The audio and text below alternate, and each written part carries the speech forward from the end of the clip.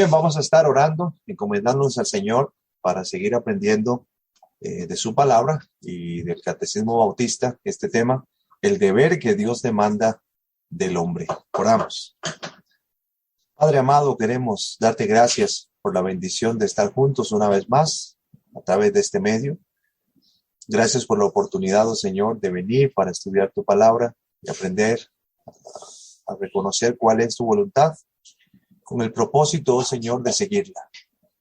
Danos entendimiento, ayúdanos, oh Dios, a afirmarnos en la fe, a seguir buscando la unidad de la fe y del conocimiento de Dios hasta alcanzar esa medida de madurez de nuestro Señor Jesucristo.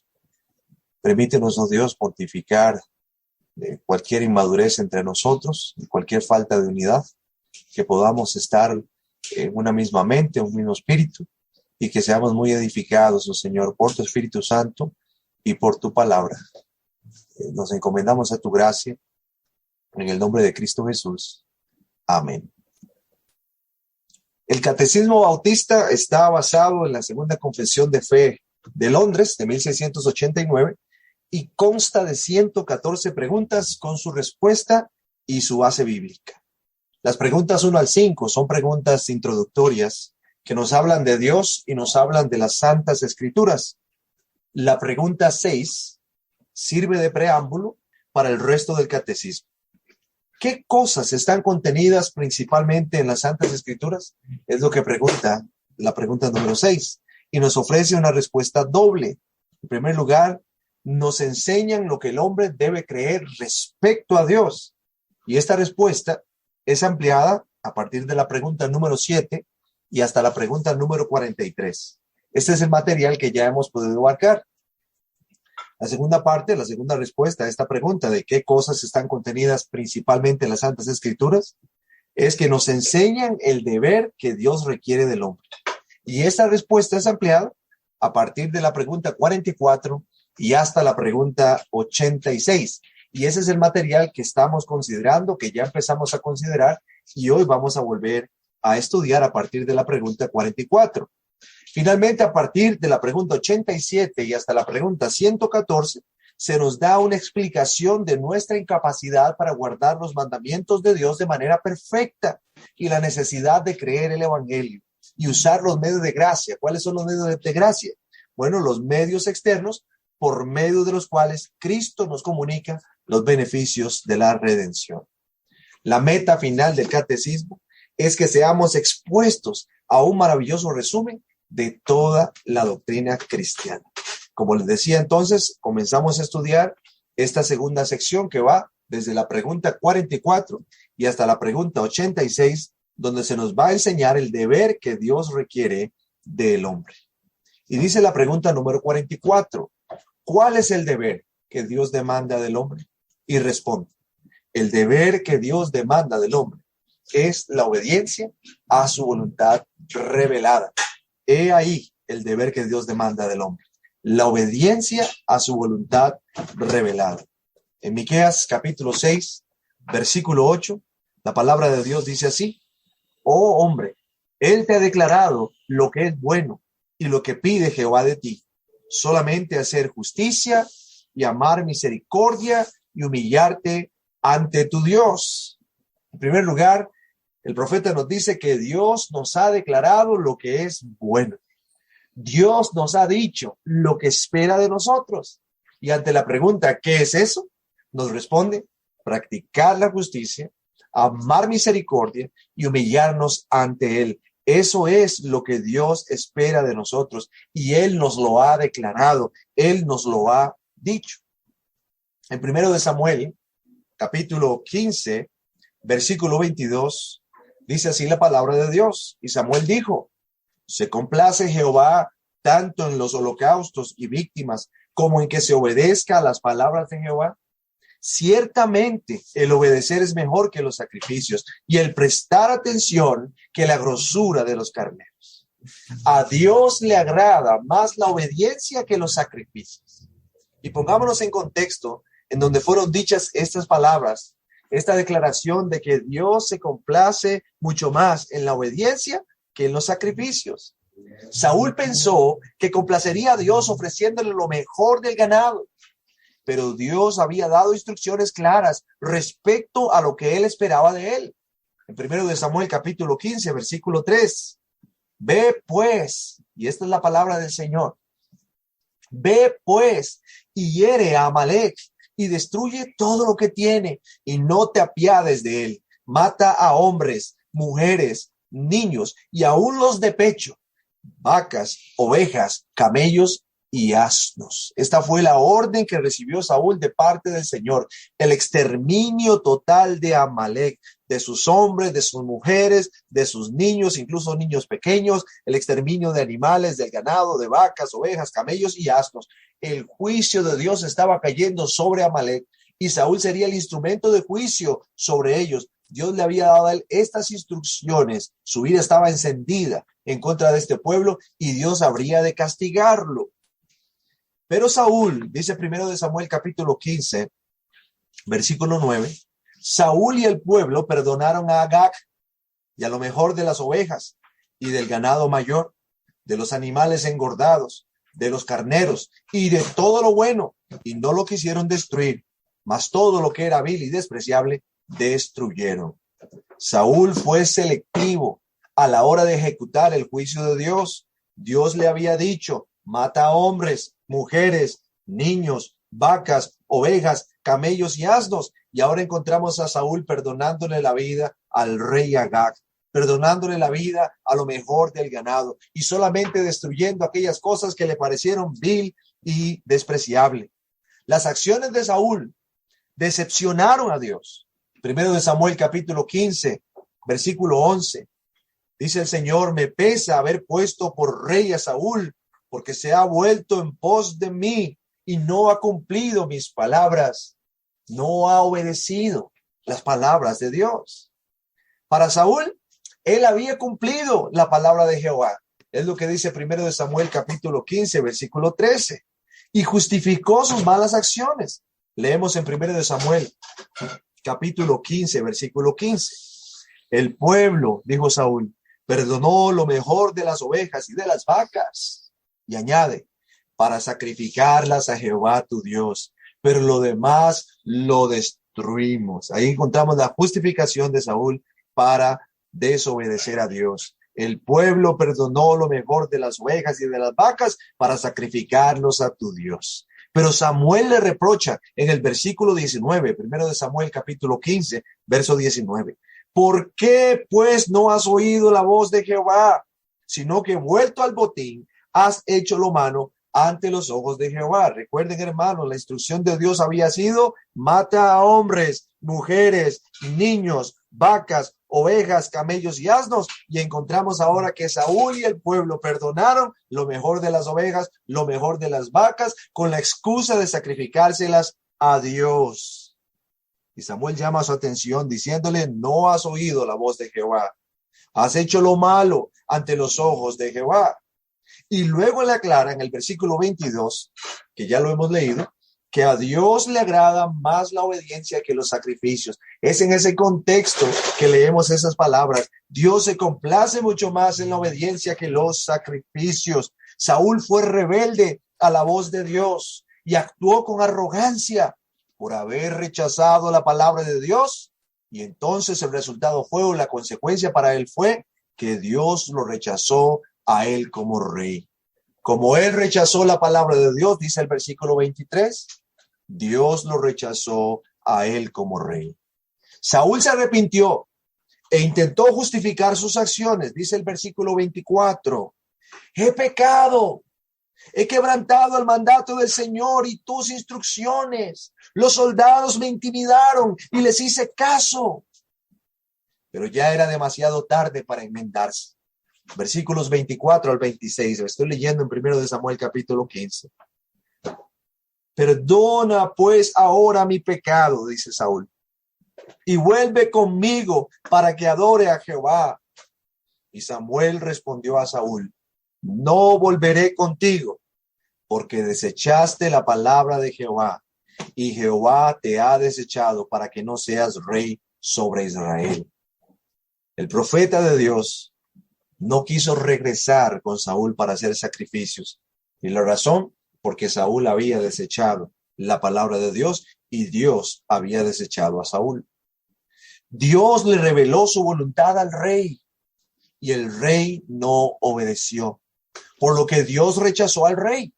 Es evidente entonces que Dios le da gran importancia a la obediencia, y esa es la lección más importante que extraemos de esa historia, de ese pasaje. Dios le da gran importancia a la obediencia, y aquí tenemos una lección para nosotros, hermanos. Si Dios nos pide que hagamos algo, más nos vale hacerlo como Él lo ha pedido, si queremos ser agradables a Dios. Debemos esforzarnos por aplicar este principio a nuestra vida. Para ser agradables a Dios, es necesario comprometernos con la obediencia a su voluntad revelada. Si usted y yo queremos ser agradables a Dios, entonces debemos comprometernos con la obediencia a su voluntad revelada. Usted y yo podemos ser muy creativos a la hora de ofrecerle a Dios, pero sepa esto: Dios no quiere nuestra creatividad. Dios no quiere nuestras invenciones. Saúl dijo: el pueblo y yo decidimos preservar lo mejor de los animales para luego sacrificárselos a Dios. Pero a Dios le complace que le obedezcamos en los términos que Él se ha revelado a nosotros. Dios se ha revelado. Él ha revelado su voluntad y Él quiere ser obedecido a partir de eso que Él ha revelado. La revelación de la voluntad de Dios es clara y nosotros debemos esforzarnos en primer lugar por conocer esa voluntad revelada de Dios. Y una vez que conocemos esa voluntad, lo segundo que debemos hacer es obedecer esa voluntad. Dios nos ha mostrado lo que Él quiere de nosotros. Él pide de nosotros que hagamos justicia, que amemos misericordia, que nos humillemos ante Él. Por tanto, eso es lo que habremos de ofrecerle a Dios. Él pide que nosotros le temamos y eso es lo que debemos ofrecerle a Dios. Recuerde eso. Usted y yo podemos ser muy creativos, pero Dios no quiere nuestra creatividad. Él no quiere nuestras invenciones. A Él le complace que nosotros le obedezcamos en sus términos. Hay un pasaje en el libro de Deuteronomio capítulo 29, versículo 29, que habla de cosas secretas, cosas ocultas y cosas reveladas. Y dice: las cosas secretas pertenecen a Jehová nuestro Dios. Cosas que Dios no ha querido revelar, cosas que se encuentran en el secreto de Dios. Esas cosas le pertenecen a Él. Hay una versión que añade allí, aclarando eso, que Dios no nos pedirá cuenta por esas cosas que Él ha escondido, esas cosas que Él no ha revelado.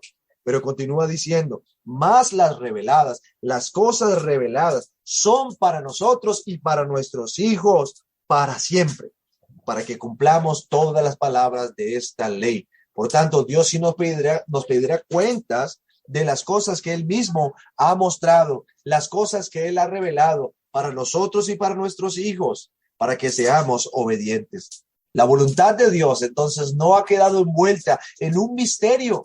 Desde el principio, a Dios le ha placido revelar su voluntad. Estoy pensando en las palabras del autor de Hebreos, allá en el capítulo 1, el versículo 1, donde habla acerca de la revelación de Dios. Dice: Dios, habiendo hablado muchas veces y de muchas maneras en otro tiempo a los padres por los profetas. Dios habló muchas veces, Dios habló de muchas maneras, Dios usó medios, usó a los profetas para dar a conocer su voluntad. Posteriormente dice el versículo 2 que en estos últimos días nos habla por medio de su Hijo, o nos ha hablado por medio de su Hijo. Dios continúa revelándose en la persona de Jesucristo. Estoy pensando ahora en las palabras de Juan, en el capítulo 1 de su Evangelio, versículo 18, dice: a Dios nadie le vio jamás. Y continúa diciendo: el unigénito Hijo que está en el seno del Padre, Él le ha dado a conocer. Jesucristo es la revelación de Dios. La voluntad de Dios entonces no ha quedado envuelta en un misterio. Desde el principio, a Dios le ha placido revelarse. Estoy pensando también en las palabras del apóstol Pablo en Romanos, el capítulo 1, cuando habla también de la revelación de Dios. Dice que las cosas invisibles de Dios, versículo 20, capítulo 1, el eterno poder y deidad de Dios, se hacen claramente visibles desde la creación del mundo, siendo entendidas por medio de las cosas hechas, de modo que no tienen excusa. Dios se ha revelado a todos los hombres, lo ha hecho por medio de su creación. Cuando estudiamos la revelación de Dios, en el pasado hablamos de su revelación general o natural y su revelación especial. Y vimos que la revelación natural o general de Dios es esa revelación donde Dios se muestra a todos los hombres a través de las obras de su creación, como dice el Salmo 19. Los cielos cuentan la gloria de Dios y el firmamento anuncia la obra de sus manos, como declara aquí el apóstol Pablo, que dice que las cosas invisibles de Dios, su eterno poder y deidad, se hacen claramente visibles a través de las cosas hechas, a través de las obras de la creación desde el principio, al punto de que nadie tiene excusa para decir que no conoce al Dios que se ha revelado en la creación. Pero hablamos de que esta revelación de Dios, esta revelación general, natural, no es suficiente para salvación. Por lo tanto, Dios se revela de manera especial, lo hace a través de su palabra escrita, lo hace a través de la persona de Jesucristo también, para darse a conocer no solo como creador, sino también como salvador. Y esa revelación especial tiene propósitos salvíficos. Dios no se ha quedado en silencio, Él no ha tomado su voluntad y la ha escondido de tal manera que nosotros no podamos encontrarla. Él se ha mostrado. Y a este respecto, dice la Confesión Bautista de Fe de Londres que Dios dio a nuestro primer padre, es decir, Adán, una ley de obediencia universal escrita en su corazón y un precepto en particular de no comer del fruto del árbol del conocimiento del bien y del mal. Génesis 1:27. Y creó Dios al hombre a su imagen. A imagen de Dios lo creó. Varón y hembra lo creó. Y luego dice Eclesiastés capítulo 7 también, versículo 29. Y aquí solamente esto he hallado, que Dios hizo al hombre recto, pero ellos buscaron muchas perversiones. Dios dio a nuestro primer padre una ley de obediencia universal, escrita en su corazón, y luego le da un mandamiento específico. El mandamiento de no comer del árbol del conocimiento del bien y del mal. Por medio de esta ley universal y por medio de este precepto, el Señor Dios obligó a Adán y también obligó a toda su descendencia, a toda su posteridad, a sus hijos, a una obediencia personal, completa, exacta y perpetua. Romanos capítulo 10, versículo 5 declara, porque de la justicia que es por la ley, Moisés escribe así, el hombre que haga estas cosas vivirá por ellas. Adán y sus hijos estaban obligados a una obediencia personal, completa, exacta y perpetua al mandamiento de Dios. Tanto esa ley escrita en sus corazones como aquel mandamiento específico que hablaba de no comer del árbol del conocimiento del bien y del mal. La justicia basada en la ley exige una obediencia perfecta, una obediencia sin tropiezo. Y en el estado original, nuestros primeros padres tenían el poder y la capacidad de obedecer de esta manera, como enseña la confesión de fe. Dios prometió la vida por su cumplimiento, es decir, por el cumplimiento de la ley, y amenazó su transgresión con la muerte. Y al mismo tiempo, Dios dotó al hombre de poder y de capacidad para guardar los mandamientos. Dios le dio a Adán y a Eva esa capacidad y ese poder de obedecer. Ellos podían obedecer la ley de Dios que había sido revelada delante de ellos. Nuestro primer padre, antes de caer en el pecado, entonces tenía el poder y la capacidad de guardar de manera perfecta la ley de Dios. Al mismo tiempo, hay que decir que tenía el poder y la capacidad de desobedecer esa ley. Y a eso es lo que nosotros llamamos libre albedrío, a la capacidad perfecta de obedecer y al poder de obedecer la ley de Dios, pero al mismo tiempo también al poder y la capacidad de desobedecer esa ley. El hombre, en su estado de inocencia, tenía libertad y poder para querer y hacer aquello que era bueno y agradable a Dios. Dice que otra vez Eclesiastés 7:29, Dios hizo al hombre recto. Aún así, este hombre era mutable. Este hombre podía cambiar.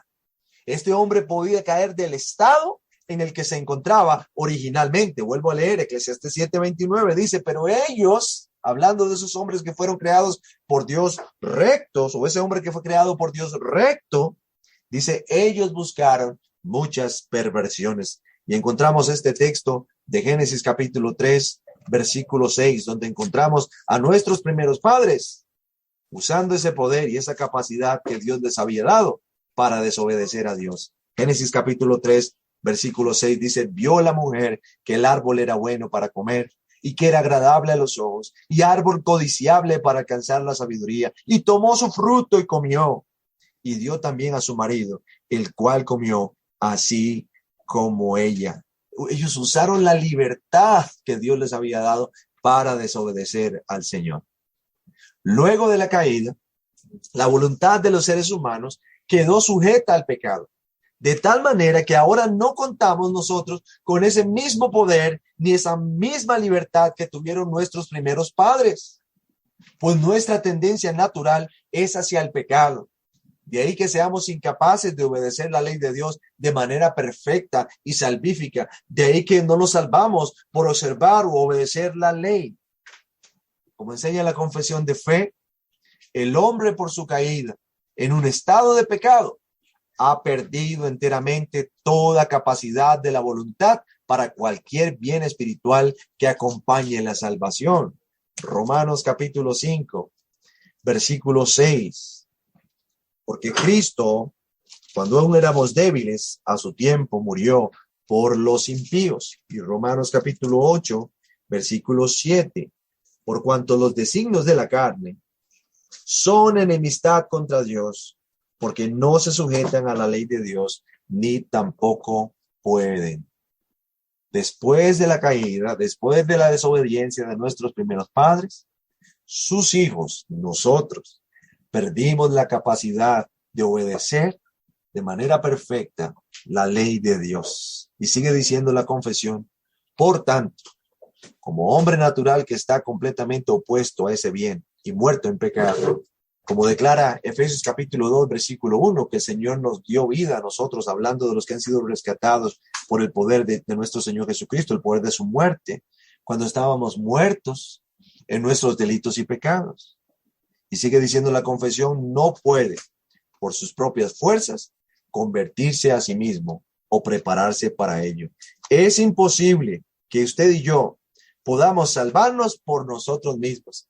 Es imposible que usted y yo, dentro de nosotros mismos, tengamos esa capacidad para poder salvarnos a nosotros mismos. Tito capítulo 3, versículos 3 al 5. Porque nosotros también éramos en otro tiempo insensatos, rebeldes, extraviados, esclavos de concupiscencias y deleites diversos, viviendo en malicia y envidia, aborrecibles y aborreciéndonos unos a otros. Pero cuando se manifestó la bondad de Dios nuestro Salvador y su amor para con los hombres, nos salvó, y dice, no por obras de justicia que nosotros hubiéramos hecho, sino por su misericordia, por el lavamiento de la regeneración y por la renovación del Espíritu Santo. No somos salvos por nosotros mismos, no somos salvos o no podemos llegar a ser salvos por nuestro propio esfuerzo, por nuestros propios méritos. No hay nada que nosotros podamos hacer para llegar a ser salvos por nosotros mismos. Es una obra de Dios. Entonces, recapitulando este punto, ¿cuál es el deber que Dios demanda del hombre? Dios demanda del hombre obediencia a su voluntad revelada. El hombre originalmente tenía el poder y la capacidad de obedecer la voluntad de Dios de manera perfecta, pero al mismo tiempo tenía el poder y la capacidad para desobedecer. Nuestros primeros padres desobedecieron a Dios y perdieron el poder y la capacidad de obedecer a Dios de manera perfecta. Aún así, Dios sigue demandando de nosotros obediencia a su voluntad revelada. A pesar de que nosotros somos incapaces de obedecer a Dios de manera perfecta, a esa voluntad que Él ha revelado, Aún así, Dios sigue demandando de nosotros obediencia a su voluntad revelada. Mis hermanos, y esto necesariamente nos está empujando hacia el Evangelio, nos está empujando hacia Cristo. Cuando nos damos cuenta de que Dios continúa demandando a través de su ley esa obediencia y nosotros no somos capaces de obedecer, quedamos entonces en una encrucijada. ¿Qué vamos a hacer? Y es ahí donde vamos dirigiendo nuestros ojos a Cristo, el cual es el perfecto cumplidor de la ley de Dios, el único que puede justificarnos delante del Señor cuando vemos nuestra propia incapacidad de llegar a ser salvos por nuestro propio esfuerzo, por nuestra propia obediencia. Dice la pregunta 45. ¿Qué fue lo primero que Dios reveló al hombre como regla de obediencia? Y responde, la primera regla de obediencia que Dios reveló al hombre fue la ley moral. Esa es o fue la primera regla de obediencia que Dios reveló, su ley moral. Romanos capítulo 2, versículos 14 y 15 declara, porque cuando los gentiles que no tienen ley hacen por naturaleza lo que es de la ley, estos, aunque no tengan ley, son ley para sí mismos, mostrando la obra de la ley escrita en sus corazones, dando testimonio su conciencia y acusándoles o defendiéndoles sus razonamientos. A diferencia de la nación de Israel, los gentiles no tienen ley escrita en tablas de piedra. Pero a pesar de no tener ley, como el pueblo de Israel tenía una ley escrita en tablas de piedra, ellos, los gentiles, cumplen por naturaleza lo que la ley exige, siendo ley para sí mismos. Y esto demuestra una cosa, entonces, que llevan escrito en sus corazones lo que la ley exige. ¿Y quién escribió en sus corazones lo que la ley exige? Y la respuesta es Dios mismo. A pesar de que ellos no tienen entonces una ley escrita, como lo tenían los judíos, en tablas de piedra, de manera objetiva, el Señor escribió en sus corazones, de manera subjetiva, su ley. De tal manera entonces que ellos saben diferenciar lo que es bueno y lo que es malo, lo que es justo y lo que es injusto, porque Dios ha escrito en sus corazones su ley. Romanos capítulo 10, versículo 5 declara, porque de la justicia que es por la ley de Moisés, escribe así, el hombre que haga estas cosas vivirá por ellas. Levítico capítulo 18, versículo 5, ahí está citando esta escritura que dice, por tanto, guardaréis mis estatutos y mis ordenanzas, los cuales, haciendo el hombre, vivirá en ellos. Yo, Jehová. La justicia que se basa en la ley es descrita por Moisés de esta manera. Quien practique estas cosas, vivirá por ellas. La persona que cumpla la ley, vivirá por ella. La ley exige obediencia a todos sus mandatos para que una persona llegue a ser justa ante Dios. Siendo que todos los hombres llevan escrito en el corazón lo que la ley exige, sus conciencias los acusan cuando transgreden esa ley, mientras que los excusan cuando ellos la obedecen. Cuando un hombre desobedece la ley de Dios, su conciencia lo persigue, su conciencia lo mortifica, su conciencia lo acusa. Pero cuando ese mismo hombre obedece esa ley de manera natural, esa ley escrita en el corazón, ese hombre se siente bien consigo mismo, ese hombre se siente aprobado, ese hombre se siente gozoso por haber obedecido. Ahora bien, a causa del pecado, es imposible que un hombre pueda obedecer de manera perfecta la ley de Dios, por lo que es imposible que alguien llegue a ser justo ante Dios mediante la obediencia a la ley de Dios. Pero esto, mis hermanos, no nos exime de buscar esa obediencia, a pesar de eso. Es paradójico. Es imposible que podamos obedecer. Es imposible que podamos obedecer de manera perfecta. Y a pesar de que es imposible, no estamos eximidos de buscar la obediencia a esa ley. Eso mortifica el antinomianismo. ¿Se acuerdan que hablamos del antinomianismo? Aquellos que dicen que no estamos bajo la ley, que estamos muertos a la ley, que ya no debemos obedecer y no estamos sujetos a ella, pues están completamente equivocados. Porque aunque no podemos obedecer y cumplir de manera perfecta, seguimos estando obligados a buscar la obediencia a esa ley, en la cual Dios se ha revelado. Y aquí estamos hablando precisamente de la ley moral de Dios. Antes dijimos que hay ley ceremonial, que es la ley relativa al culto en Israel, y también que hay ley civil, que es la ley relativa a Israel como nación. Y aprendimos que ambas leyes, tanto la ley ceremonial como la ley civil, han prescrito. Pero la ley moral de Dios, esa ley es permanente. Esa ley se mantiene vigente. A este respecto, dice la Confesión Bautista de Fe de Londres en su capítulo 19, el artículo 3. Además de esta ley, comúnmente llamada ley moral, agradó a Dios dar al pueblo de Israel leyes ceremoniales que contenían ordenanzas típicas, en parte de adoración, prefigurando a Cristo, las virtudes de Cristo, sus acciones, sufrimientos y beneficios. En la ley ceremonial encontrábamos eso, una prefigura de Cristo, de sus virtudes, de sus acciones, sus sufrimientos y sus beneficios. Y en parte dice, dando diversas instrucciones sobre deberes morales. Leyes ceremoniales, todas estas, que al haber sido establecidas solo hasta el tiempo de reformar las cosas, han sido abrogadas y quitadas por Jesucristo, el verdadero Mesías y único dador de la ley, quien fue investido con poder del Padre para ese fin. Cuando apareció Cristo, el perfecto cumplidor de la ley, aquellas cosas que eran un símbolo, una sombra de esa persona, sus acciones, sus sufrimientos, sus virtudes, una vez que Él apareció, entonces esa ley perdió su vigencia. Y sigue diciendo el artículo 4.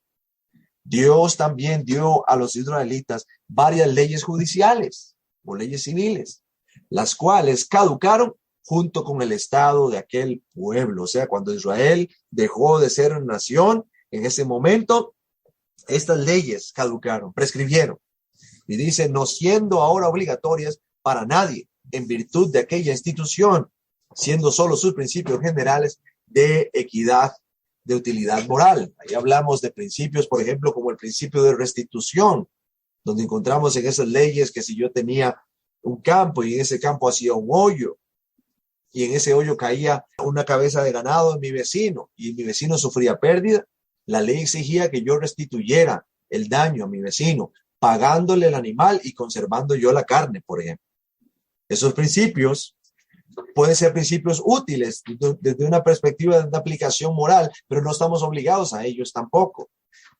Desde el momento en que el pueblo de Israel se terminó como nación, esas leyes también prescribieron.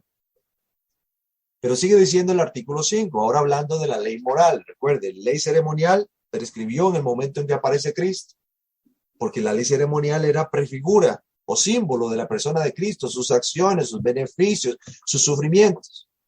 Ley civil prescribió, porque la ley civil era precisamente para el pueblo de Israel como nación bajo Dios. Pero desde el momento en que Israel dejó de ser esa nación, esas leyes prescribieron.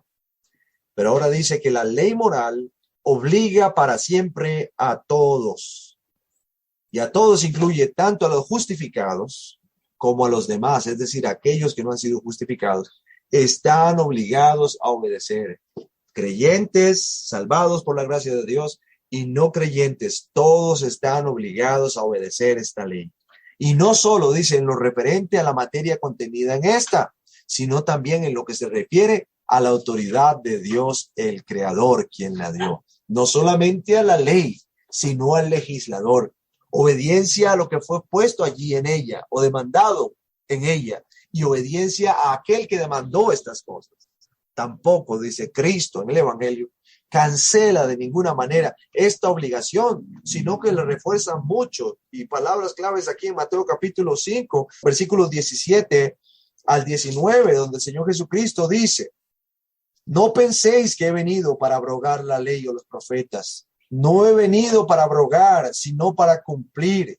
Porque de cierto os digo que hasta que pasen el cielo y la tierra, ni una jota ni una tilde pasará de la ley hasta que todo se haya cumplido.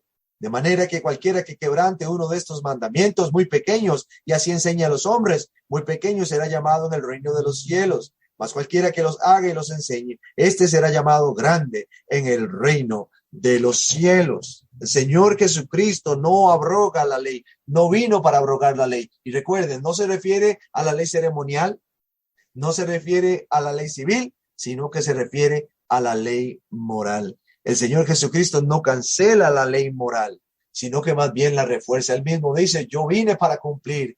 Él se sometió voluntariamente a esa ley y fue el perfecto cumplidor de ella. Recapitulemos este punto entonces. ¿Qué fue lo primero que Dios reveló al hombre como regla de obediencia? La primera regla de obediencia que Dios reveló al hombre fue la ley moral. Originalmente, Dios escribió su ley en los corazones de los hombres. De la obediencia perfecta a esta ley depende que una persona pueda llegar a ser justa ante Dios. A causa del pecado, es imposible que un hombre pueda obedecer perfectamente la ley de Dios. De modo que es imposible que alguien llegue a ser justo o alguien llegue a salvarse mediante la ley.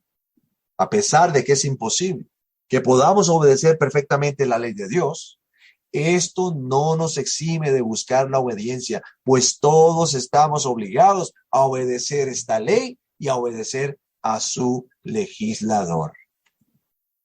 Pregunta número 46. ¿Dónde está resumida la ley moral? La respuesta es, la ley moral está resumida en los 10 mandamientos. Deuteronomio capítulo 10, versículo 4. Y escribió en las tablas conforme a la primera escritura los 10 mandamientos que Jehová os había hablado en el monte de en medio del fuego, el día de la asamblea, y me los dio Jehová.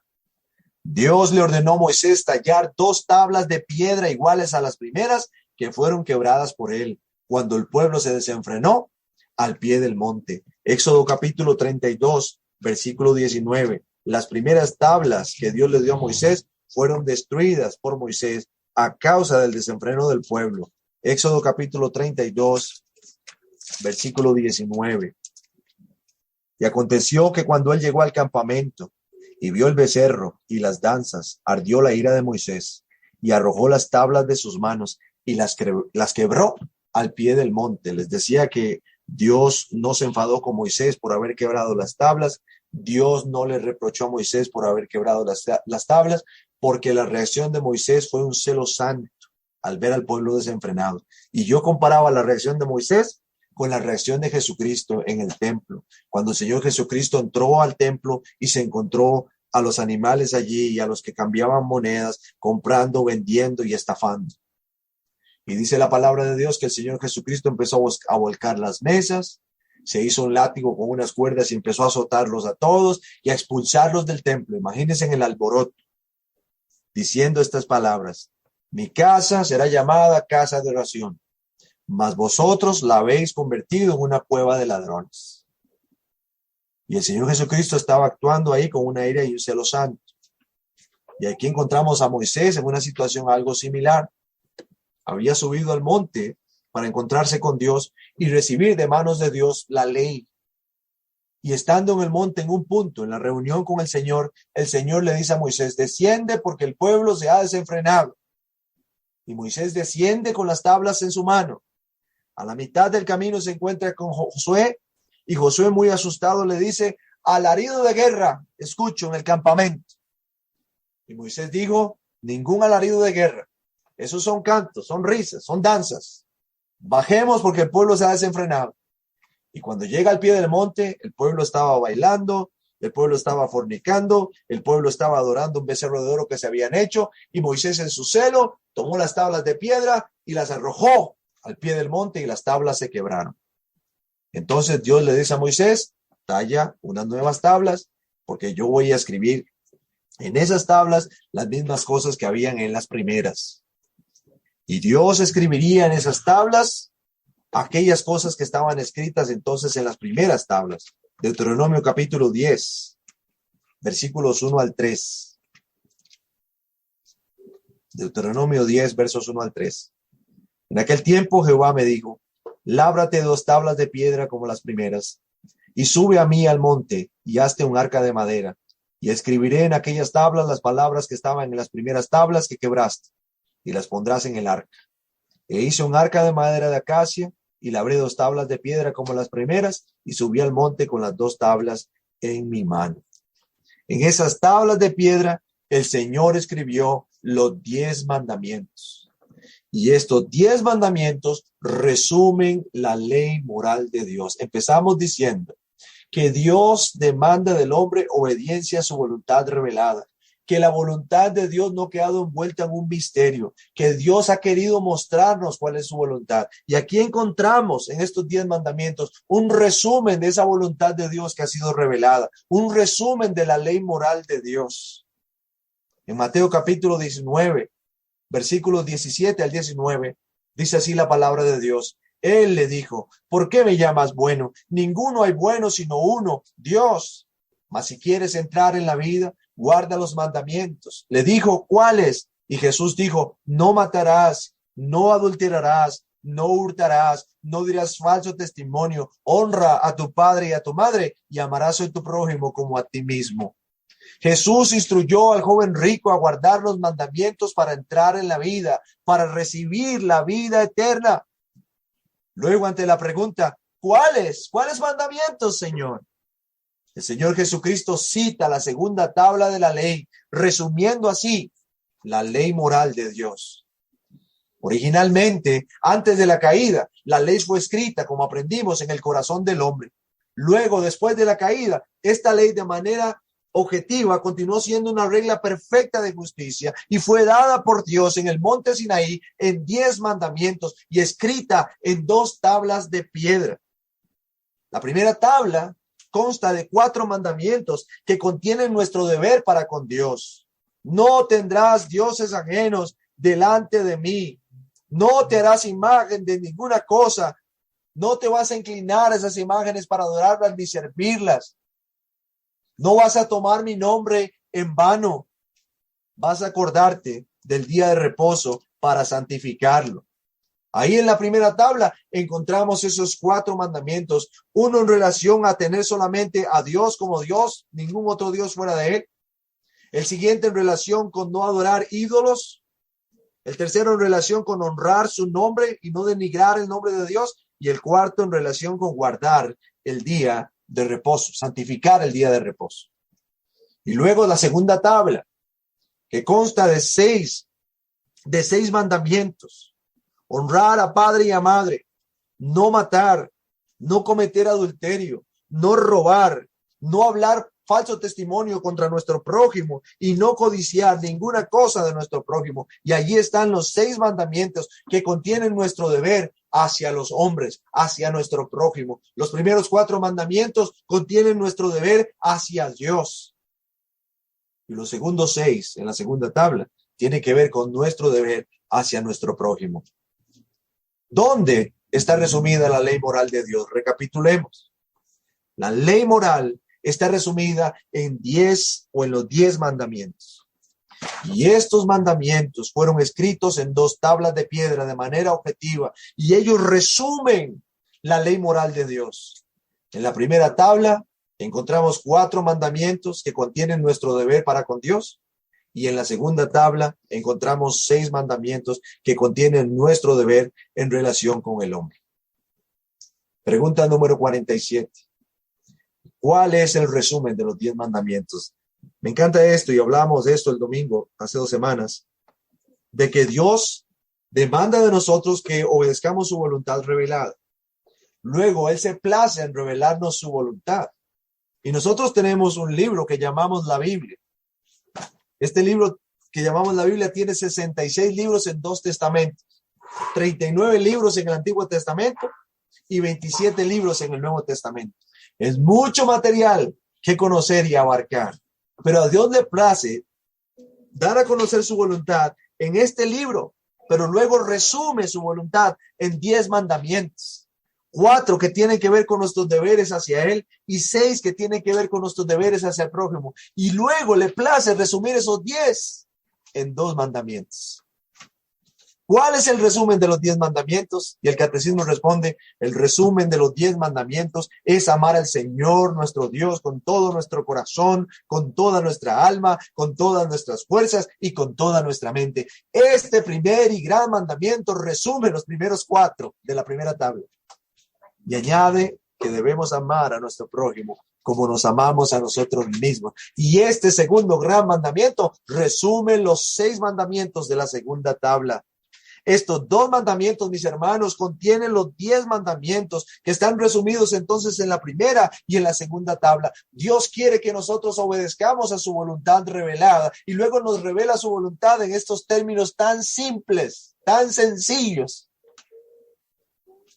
Hasta un niño puede entender el resumen de estos mandamientos. Por supuesto, el hecho de que podamos entender y que sean claros no significa que podamos obedecerlos de manera perfecta. Ya aprendimos que no, que por causa del pecado en nosotros, y en el caso de los creyentes, a causa del pecado remanente en nosotros, es imposible que nosotros podamos obedecer de manera perfecta estos 2 mandamientos. Pero aún así, mi hermano, mi hermana, no estamos eximidos de buscar obedecerlos, a pesar de que somos incapaces. Ahora, esa incapacidad nos conduce a Jesucristo, el perfecto cumplidor de la ley, porque el único que ha sido capaz de amar a Dios con todo su corazón, con toda su alma, con todas sus fuerzas y con toda su mente, es nuestro Señor Jesucristo. Y el único que ha sido capaz de amar a su prójimo como a sí mismo es nuestro Señor Jesucristo. Y Él cumplió de manera perfecta estos mandamientos, para que nosotros pudiésemos también, por medio de Él, alcanzar el perfecto cumplimiento. Vean cómo la ley, mis hermanos, nos dirige a la persona de nuestro Señor Jesucristo, el perfecto cumplidor de la ley. Dios ha mostrado cuál es su voluntad. Dios demanda de nosotros obediencia a esa voluntad. Nosotros no somos capaces de obedecer de manera perfecta esa voluntad de Dios. A pesar de eso, debemos buscar de manera diligente ser obedientes, descansando plenamente en el poder de Cristo, para que podamos nosotros alcanzar esa satisfacción plena que Dios está exigiendo. Y dice la pregunta 48, ¿cuál es el prefacio de los 10 mandamientos? Prefacio o introducción. Y la respuesta dice, el prefacio de los 10 mandamientos se encuentra en estas palabras. Yo soy el Señor tu Dios, que te saqué de la tierra de Egipto, de la casa de servidumbre. Éxodo capítulo 20, versículo 2. Y luego pregunta, ¿qué nos enseña el prefacio de los 10 mandamientos?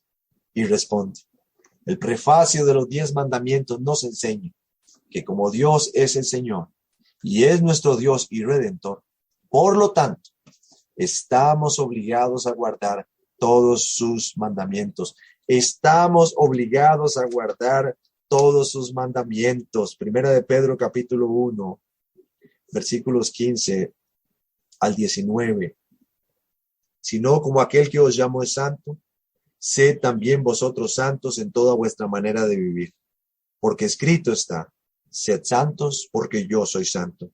Y si invocáis por Padre a aquel que sin acepción de personas juzga según la obra de cada uno, conducíos en temor todo el tiempo de vuestra peregrinación, sabiendo que fuisteis rescatados de vuestra vana manera de vivir, la cual recibiste de vuestros padres, no con cosas corruptibles como oro o plata, sino con la sangre preciosa de Cristo, como de un cordero sin mancha y sin contaminación. Mis hermanos, los redactores de la Confesión Bautista de Fe de Londres no eran antinomianos, literalmente no estaban en contra de la ley de Dios. Ellos creían y enseñaban que los creyentes estamos obligados a obedecer la ley de Dios. Y no solo ellos, todos, no solo los creyentes, sino todos, creyentes y no creyentes, todos están obligados a obedecer la ley de Dios. El antinomianismo piensa que la fe libra de la obligación de la ley, que el creyente está muerto a la ley. Pero estar muerto a la ley no significa que los creyentes estamos eximidos de cumplir la ley. Estar muerto a la ley significa que estamos muertos a ella como una acusación, como una sentencia de muerte en nuestra contra. La ley exige la muerte del pecador. Y Cristo, a pesar de ser inocente, y a pesar de ser el perfecto cumplidor de la ley, murió voluntariamente y de forma vicaria, de forma sustitutiva, para satisfacer las demandas de la ley. La ley decía, debes morir. Pero Cristo tomó mi lugar y el suyo y murió, siendo inocente y perfecto cumplidor de la ley. Con su muerte, Cristo nos libra de la condenación de la ley. no para que podamos infringir la ley, no para que podamos vivir sin ley, no para que podamos vivir desobedeciendo a Dios.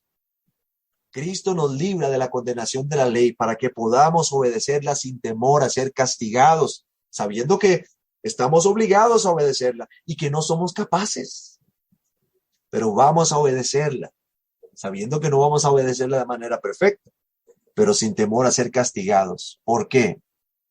Porque Cristo ya recibió el castigo en nuestro lugar. La ira de Dios cayó sobre él. Él fue aplastado por la ira de Dios. Él fue juzgado en nuestro lugar. Él ya pagó la deuda completamente.